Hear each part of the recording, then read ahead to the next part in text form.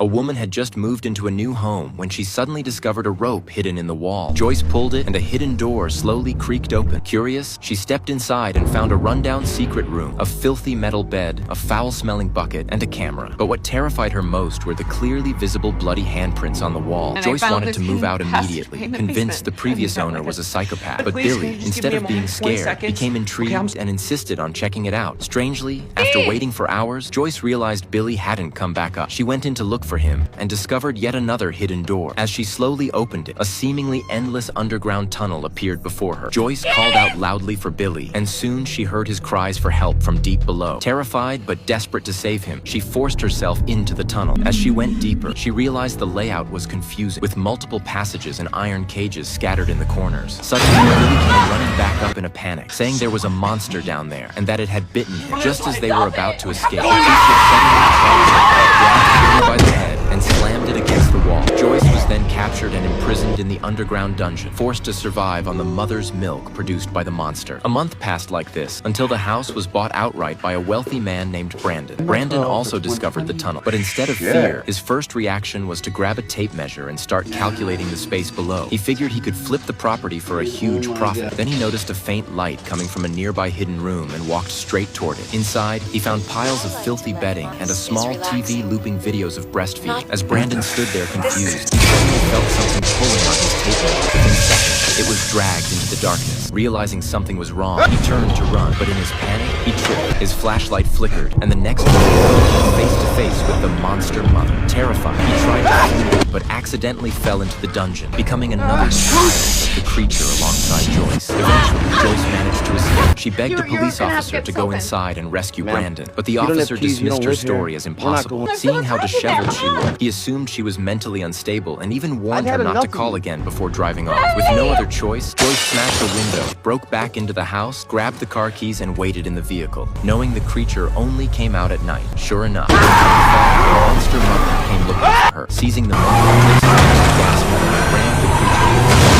Only after it stopped moving did she dare get out and go back to rescue Brandon. Meanwhile, in the basement, Brandon was desperately trying to escape. He ran into a room filled with women's clothing. Suddenly, he heard coughing behind him and realized there was an old man lying on the bed. At first, Brandon thought he was another victim, but then he noticed shelves filled with videotapes. When he played one, the truth became clear. The old man was a twisted predator. In his younger days, he had kidnapped women, imprisoned them there, abused them, and recorded everything on camera.